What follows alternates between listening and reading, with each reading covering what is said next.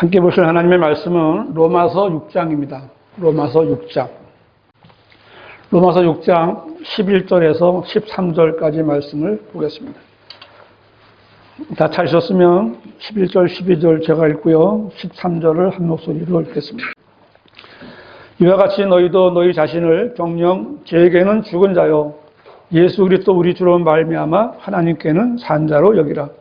그러므로 너희는 죄가 너희 죽을 몸 안에서 군림하지 못하게 하여 몸의 정욕 가운데 죄에게 순종하지 말고 또 너희 지체를 불의의 병기로 죄에게 내어주지 말고 다만 너희 자신을 죽은 자들로부터 살아난 자들처럼 하나님께 드리며 너희 지체를 의의 병기로 하나님께 드리라. 아멘. 오늘 말씀의 제목은 의의 병기라는 제목으로 말씀을 드리겠습니다. 구원받은 그리스도인은 자신의 몸이 하나님의 뜻대로 의의 병기로 사용되는지 아니면 자기도 모르게 불의의 병기로 사용되어 죄를 짓거나 다른 사람을 죄를 짓게 하는지 잘 살펴봐야 하는 겁니다. 오늘 본문은 세상 사람들에게 하신 말씀이 아니라 구원받은 성도들에게 해당되는 말씀입니다. 구원받기 전에 그때는 우리는 누구나 마귀의 진영에 속해 있었습니다. 하지만 구원받은 사람은 이제 하나님의 진영에 속해서 옛 아비인 마귀의 진영과 대적하면서 살아야 되는 숙명을 지니게 되는 겁니다. 그러나 마귀는 구원받은 사람들이 미처 정신을 가다듬지 못할 때 채가버린 겁니다. 구원받은 것을 의심하거나 바쁘게 만들거나 다른 것을 보여주거나 듣게 해서 구원과 영생에 대한 관심을 빼앗는 거예요. 변개된 거짓 성경, 그런 교리로 거짓말을 믿게 하는 겁니다. 그래서 구원받은 사람들이 구원만 받은 채 자연인과 똑같이 이 세상과 일치하여 죄 가운데 살아가고 있는 거예요. 구원을 받았지만 요만큼 더 성장하지 않는 거예요. 참으로 안타깝지만 이것이 현실입니다. 그러나 그 가운데는 우리처럼 성경대로 믿는 그리스도인들이 자기 자리를 지키면서 마귀를 대적하고 있는 겁니다. 성경에서 그리스도인은 단순히 구원받은 사람을 말하는 것이 아니라 그리스도인으로서 기준이 있는데 그들은 성경을 공부하고 가르치며 세상과 성별한 특별한 성도들입니다. 성경대로 살기 위해서 고난을 당한다 해도 부끄러워하지 않고 오히려 그 일로 인하여 하나님께 영광을 돌리는 성도가 그리스도인이에요. 승리하는 그리스도인이 되기 전에 우리는 잠시 참 그리스도인이 누구인가를 알아야 돼요. 그리스도인은 누구나 자기가 어떻게 구원받게 되었는가 하는 구원 간증이 있어야 돼요. 구원 간증이 없는 사람은 그리스도인이 아닙니다. 그리스도인은 말씀의 갈급함을 느끼는 거예요.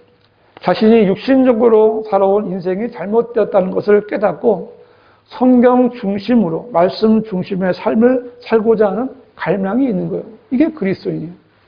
그리스도인은 삭제되고 첨가되고 의도적으로 변개시킨 책을 성경으로 인정하지 않는 겁니다. 우리는 한글 킹제임 성경을 우리의 믿음과 실행을 재는 최종 권위로 믿는 겁니다. 성경으로 증명할 수 있는 것이면 교리로 인정하지만 성경에 어긋난 것이나 성경에 없는 것들은 수용하지 않는 거예요. 그리스도인은 진리의 말씀에 갈급할 뿐만 아니라 진리를 전하려고도 애를 써야 되는 거예요. 자기가 가진 그 평안과 기쁨 때문에 다른 사람들에게도 이 기쁨과 평안을 전해주기를 애를 쓰는 겁니다. 이것이 그리스도인의 본능이에요. 자신이 받은 것을 전하려고 애쓰지 않는 사람은 참 그리스도인이라고 할 수 없는 거예요. 그리스도인은 한때 그가 죄인이었던 마귀가 자신을 믿음에서 끌어내리려고 새끼 빼앗긴 암컷처럼 발악하고 있음을 알아야 되는 거예요. 그래서 그리스도인은 마귀와의 영적 전쟁을 피할래야 피할 수가 없는 거예요. 마귀는 그리스도인의 육신을 공격해요. 마귀는 성도들을 넘어뜨려서 전투에 나오지 못하는 패잔병으로 만들어버리거나 심지어 자신들의 편으로 만들어서 하나님을 대적하는 자로 변질시켜 버리기도 하는 겁니다. 마귀가 원하는 것은 그리스도인이 육신으로 죄를 짓게 하는 겁니다. 그리스도인은 마귀와 세상과 싸우기 전에 제일 먼저 자신의 육신을 이겨야 되는 거예요. 내 육신이 바로 서야 대적들과 싸워 이길 수 있는 거예요. 오늘 말씀은 육신을 가진 그리스도인들에게 육신과의 싸움에서 이길 수 있는 비결을 가르쳐주고 있습니다. 오늘 말씀대로 순종해서 육신과의 전쟁에서 승리하는 그리스도인이 되시기를 바랍니다. 육신과의 전쟁에서 승리하려면 소제목으로 이렇게 잡았어요. 첫째는 죄에게는 죽은 자요 하나님께는 산 자로 여겨야 됩니다. 로마서 6장 11절 이와 같이 너희도 너희 자신을 정녕 죄에게는 죽은 자요 예수 그리스도 우리 주로 말미암아 하나님께는 산 자로 여기라고 했는데 그리스도는 매일매일 자신을 하나님께 드려 순종으로 섬겨야 하고 그렇지 않을 경우엔 죄를 짓게 되는 거예요. 죄를 섬기게 돼요. 우리가 누구의 멍에를 메고 누구를 섬겨야 하는가는 우리 스스로 자신이 결정해야 할 문제입니다. 그러므로 그리스도인이 죄를 짓지 않으려면 제일 먼저 죄에게는 죽은 자가 되어야 한다라고 말씀하고 있어요. 더 나아가서 그리스도인은 이미 죄에 대해서 죽은 자가 되었다. 이 사실을 반드시 알아야 돼요. 11절에 이와 같이라는 말씀으로 시작했는데 이 말씀은 앞에 있는 9절과 10절 말씀의 연결인데요. 9절 말씀을 좀 보면 그리스도께서 죽은 자들로부터 일으켜 지셔서 다시는 죽지 아니하시고 사망이 더 이상 그를 주관하지 못하는 줄 우리가 아노라. 이것은 이제 예수 그리스도의 부활하심의 모양입니다. 주님께서는 죽은 자들로부터 다시 살아나 일으켜 주셨고 사망은 이제 더 이상 주님에게 영향력을 행사하지 못하게 되었고요. 따라서 주님께서는 다시는 죽지 않으시고 영원히 이제 살아 계시는 거예요. 우리는 이 사실을 알고 있을 뿐만 아니라 우리도 장차 미래에 그렇게 되리라는 것을 분명히 알고 있습니다. 왜냐하면 성경은 우리가 그의 부활하심의 모양과 같이 되리라라고 그 앞에 5절에서도 약속하셨기 때문에 그렇습니다. 그리고 10절을 보면 그가 죽으심은 죄에게 단번에 죽으시며 그가 사심은 하나님께 사심이라고 했는데 예수님께서는 죄를 알지도 못하는 분이셨잖아요. 그런데 우리의 죄들로 인하여 죄가 되셨고 또 죽으신 거예요. 몸소 죄 자체가 되셨고 또 죽으셨기 때문에 이것으로 죄와의 관계를 일시에 모두 다 청산하셨어요. 그래서 모든 사람들의 모든 죄의 문제는 완전히 단번에 해소된 겁니다. 그래서 부활하신 그분의 사심은 죄와는 전혀 무관한 사심이고 죄와 무관한 사심이었기에 그것이 이제 하나님께 사심이 되는 거예요. 그래서 11절에는 이와 같이라는 말씀은 그리스도께서 그러하신 것처럼 구원받은 그리스도인들도 이와 같이 죄에게는 죽은 자가 되었다라고 이제 말하는 겁니다. 예수 그리스도 그분으로 말미암아 구원받은 그리스도인은 정녕 죄에게는 죽은 자가 된 겁니다. 죄로부터 완전히 해방된 거예요. 죄는 더 이상 그리스도인을 주관하지 못해요. 그리스도인은 죄로부터 자유롭게 된 겁니다. 성경은 예수 그리스도 우리 주로 말미암아 하나님께는 산자로 여기라고 말씀하고 계셔요. 여긴다라는 단어의 의미는 그렇다라고 계산한다라는 뜻입니다. 어떤 결과나 숫자에 대해서 계산이 완료되었고 측정이 모두 끝났다라는 것을 의미하는 겁니다. 하나님께서 우리를 살려주셨어요. 영원한 저주 가운데 죽어야 되는데 죄값을 계산하셨고 죄의 형벌을 자신이 완료하셨어요. 내가 할 것은 이제 그 은혜를 따라 살면 되는 거예요. 살아있는 사람으로 살면 되는 겁니다. 이제는 죄에게는 정녕 죽은 자요 하나님께는 산자로 여기는 생각을 하면 되는 겁니다. 이렇게 살아있는 성도 안에는 그래서 두 사람이 있어요. 하나는 죄에게 죽은 사람. 죽은 사람은 시체입니다. 다른 하나는 하나님께 산 사람이에요. 그리스도인은 죄에게는 죽은 시체입니다. 그 시체 속에 하나님께 산다가 들어있어요. 그리스도인은 이런 모습으로 지금 현재를 살아가는 거예요. 로크만 목사는 그리스도인들에게 이렇게 말하고 있어요. 당신은 죄에게 죽은 자이다. 그러므로 죄에 가난한 당신은 죽은 사람으로 계산하면 된다. 그리스도인의 육신은 이미 땅에 죽어서 땅에 묻혔고 살아있으되 그리스도와 함께 십자가에 걸려 있는 것이다. 육신의 탐욕은 당연히 사라져야만 하고 사라질 수밖에 없는 것이다. 그리스도인이 무엇인가를 갖고 싶다는 육신적 욕망에 사로잡혀 있다는 것은 그 육신이 죽지 않고 여전히 살아있다는 증거이다. 육신이 그렇게 팔팔 살아있고서야 어찌 거듭났다고 할 수 있겠는가? 여러분의 생각은 어떻습니까? 여기에 내가 해당된다면 나는 그 중에 한 사람이 될 수밖에 없는 거예요. 그리스도인은 죄에게 죽은 자입니다. 그러나 주님께서 살려주셨어요. 그래서 하나님께 대하여 반응을 보여야 되는 거예요.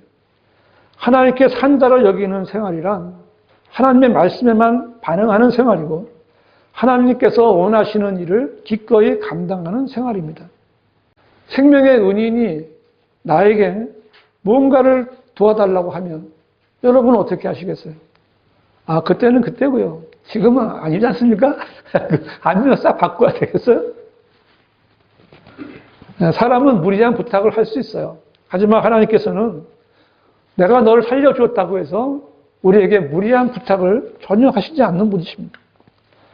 죄에게 죽은 자를 여기고 하나님께 산 자를 여기는 것이 바로 죄를 이길 수 있는 첫 번째 방법이라고 할 수 있어요.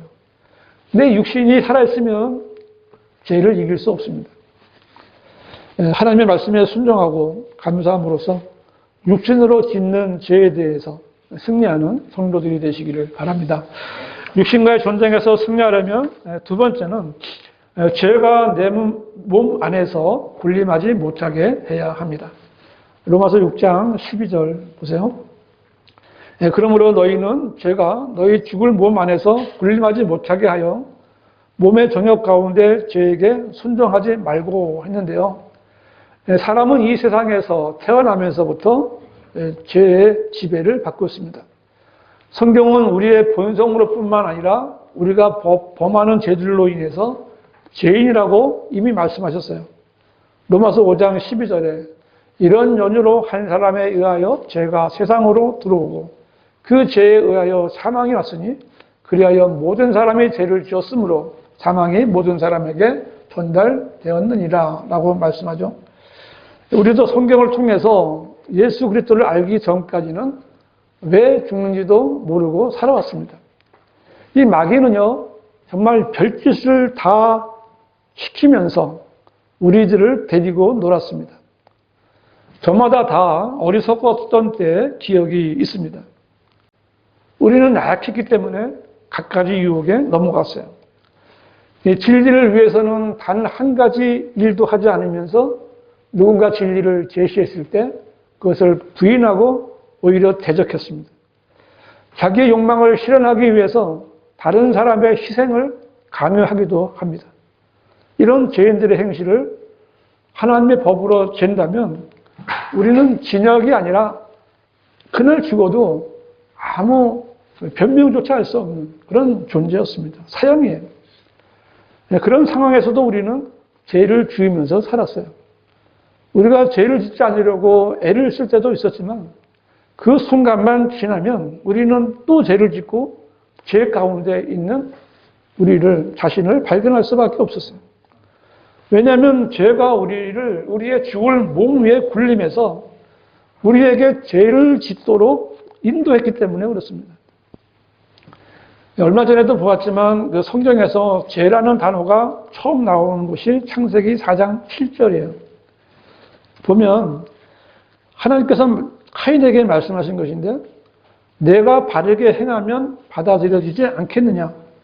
내가 바르게 행하지 아니하면 죄가 문 앞에 엎드리느니라. 왜 엎드려요? 걸려 넘어지게 하려고 엎드리는 거예요. 죄의 욕망이 내게 있으니 너는 죄를 다스릴지니라 하셨어요.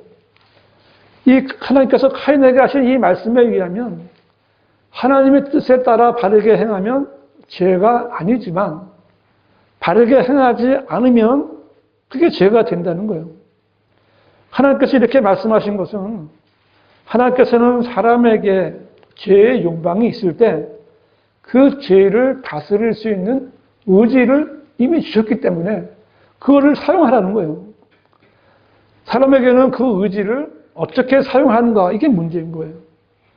죄를 다스리면 죄를 짓지 않을 수 있지만 죄를 다스리지 못하고 죄에게 자기 몸을 맡겨버리면 죄의 종이 되고 죄를 짓는 거예요. 하나님께서는 카인에게 죄를 다스리라 라고 명령하셨지만 그는 듣지 않았습니다. 그는 바른 재물을 하나님께서 받으시는 바른 재물을 드릴 수 있었지만 그렇게 하지 않았던 거예요. 그렇게 하지 않고 죄의 다스림을 받았어요. 왜 그랬을까요? 죄에게는 죄의 권세가 있어요. 죄는 사람들 위에 군림해서 사람을 지배하고 죄를 짓게 하는 그런 존재입니다. 죄는 사람이 죽을 때까지 그 사람의 몸 안에 군림해서 죄의 값을 지불하게 하는 권세가 있는 겁니다. 이것은 그리스도인들도 똑같아요. 똑같습니다. 그러나 그리스도인에게는 죄의 권세를 이길 힘이 있어요. 이 힘이 어떻게 생겼을까? 죄인이 예수 그리스도를 믿고 그의 피로 의롭게 되면 그때부터 하나님께서는 그 사람을 우리의 구주이신 그리스도 안에서 의롭게 보시면서 주 예수 그리스도 안에 우리를 숨겨주시는 거예요. 그 안에 우리가 들어가는 거예요. 이는 하나님께서 세상의 죄들을 예수 그리스도께 지우셨고 그 죄가들에 대한 대가를 갈보리에서 전부 지불하셨기 때문에 이루어진 일이에요. 이 하나님의 의, 이게 예수 그리스도 자신입니다. 이 사실을 믿고 개인적으로 예수 그리스도를 나의 죄값을 지불하신 분으로 영접한 사람들은 하나님의 아들들이 된 거예요. 하나님의 아들들은 자신의 죄값을 위해서 이제는 아무것도 할 일이 없어진 거예요. 아버지께서 다 지불하신 거예요. 그래서 에베소서 2장 5절에 죄들 가운데 죽었던 우리를 그리스도와 함께 살리셨으니 너희가 은혜로 구원을 받은 것이니라. 또 함께 일으키사 예수 그리스도 안에서 천상에 함께 앉히셨으니 라고 말씀하고 있잖아요.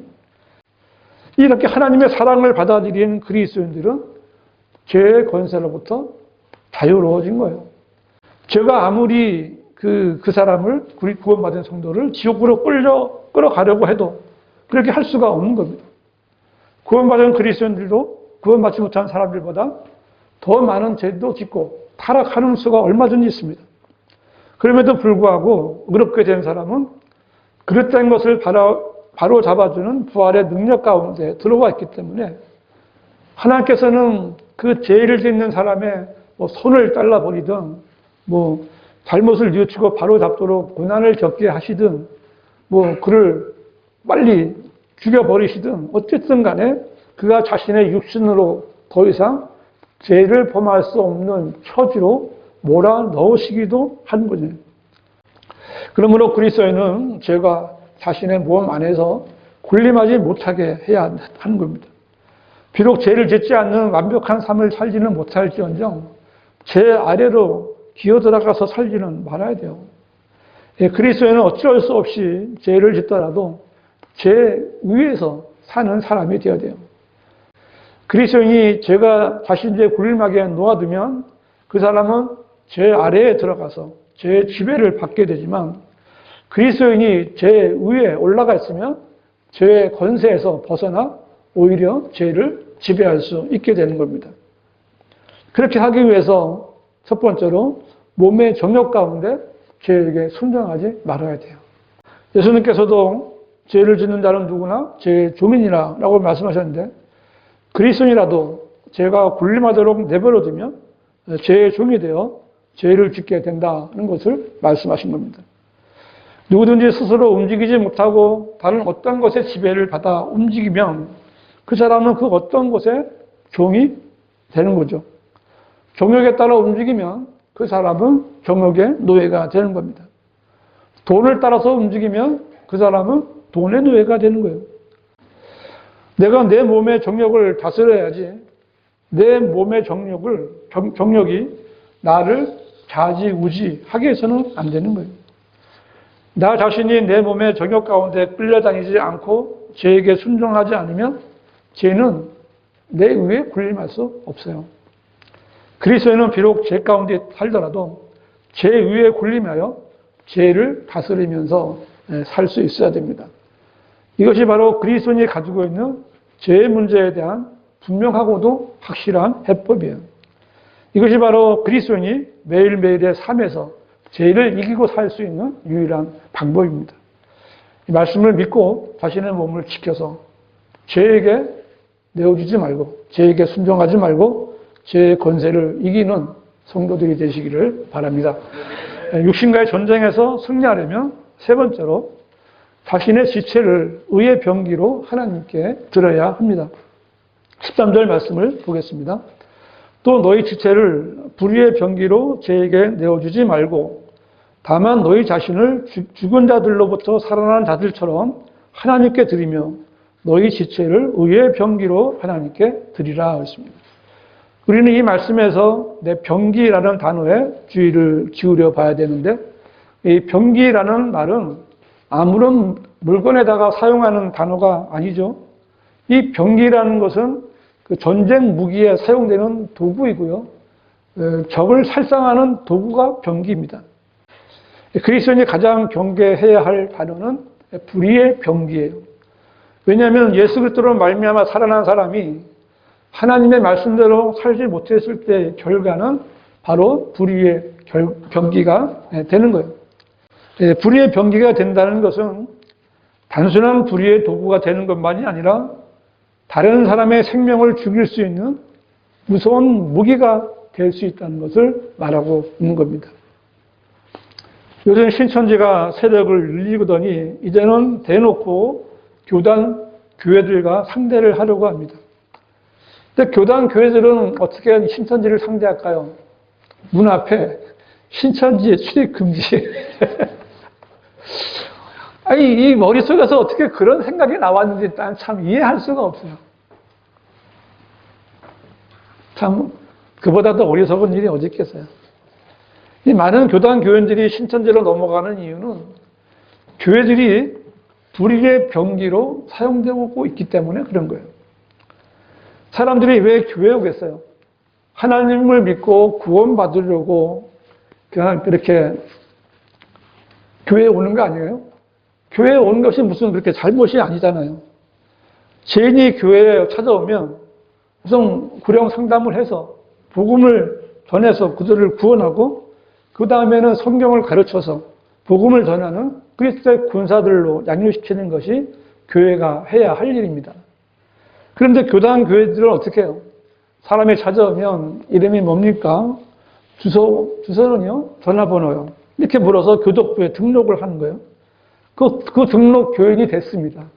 근데 새신자반, 뭐 이렇게 이제 뭐 성숙자 과정이니 뭐 이런데 이제 제자 훈련이니 하면서 교단 교리로 세뇌시키기에 여념이 없습니다.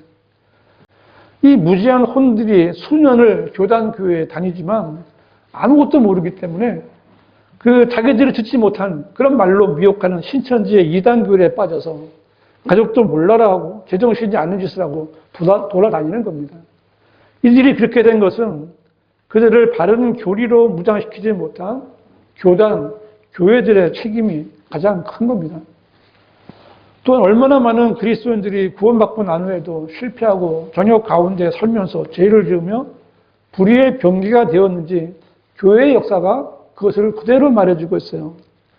그들은 십자가의 원수들로 행했습니다. 특히 성경대로 믿는 사람들의 실패는 그 본인뿐만 아니라 그 주변에 많은 사람들에게 실망을 주고 슬픔을 안겨주는 거예요. 우리는 죄를 짓는 마귀의 종이 되어서는 안 되는 것은 물론 불의의 병기가 되어서는 안 되는 겁니다. 예수 그리스도로 말미암아 영생을 소유한 사람이 예수 그리스도의 대적이 된다는 것은 참으로 비참한 상황이 되는 거예요. 정말 비참한 짓인 거예요. 생명의 은혜를 향해서 칼을 들고 서 있는 그런 형상과 똑같은 거예요. 그리스도인은 자신의 지체를 불의의 병기로 저에게 내어줄 수도 있고 하나님께 드려서 의의 병기로 사용될 수도 있습니다. 우리들은 자신의 지체가 어떻게 사용되고 있는지 정확하게 알아야 됩니다. 내가 누구와 교제하는지, 어떤 하나님의 사역을 하는지, 자신이 무엇을 하면서 살고 있는지를 바로 체크해야 돼요. 그리스도인은 하나님께만 살아있어야 돼요. 그리고 하나님께만 살아있다는 반응을 보여야 돼요. 그래야만 의의 병기로 사용될 수 있는 겁니다. 지금도 많은 그리스도인들이 하나님께 반응을 보이기보다는 육신의 욕망과 정욕에 따라 죄의 유혹에 빠져 죄에게 순종하기 때문에 불의의 병기가 되고 있는 겁니다. 그리스도인은 지체를 불의의 병기로 죄에게 내어주지 말아야 돼요. 그 때문에 이제 우리 그리스도인들이 자신의 지체를 하나님께 의의 병기로 드린다는 말은 구체적으로 무엇을 말하는 걸까요? 어떤 사람들이 오해하는 것처럼 전담 사역을 해야 하는 건가요? 그렇지 않죠. 이것은 말씀대로 죄에 대하여 죽은 자들로부터 살아난 자들처럼 자기 지체를 하나님께 드리는 겁니다.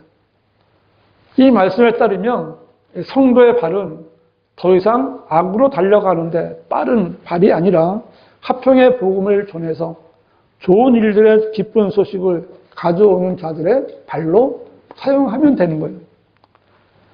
성도의 손은 더 이상 도둑질을 하거나 하는데 사용하지 않고 자선을 베푸는 손이 되어야 되는 거예요. 그리고 성경을 넘기거나 전도지를 나누어 주는 그런 아름다운 손이 되어야 되는 거예요. 성도의 입은 더 이상 다른 사람을 비방하고 욕하거나 거짓말하는 데 사용하지 않고 하나님의 말씀을 전하고 하나님을 찬양하는 데 사용되어야 되는 거예요. 성도의 귀는 더 이상 더러운 말들을 듣는 데 사용하지 말고 하나님의 말씀을 듣는 데 사용하면 되는 거예요. 눈도 마찬가지고 그 외의 모든 지체를 하나님께서 원하시는 일을 위해서 사용하면 되는 겁니다. 자신의 지체를 의의 병기로 드리는 것은 이제 그리스도인으로서 새로운 국면에 진입하는 거예요.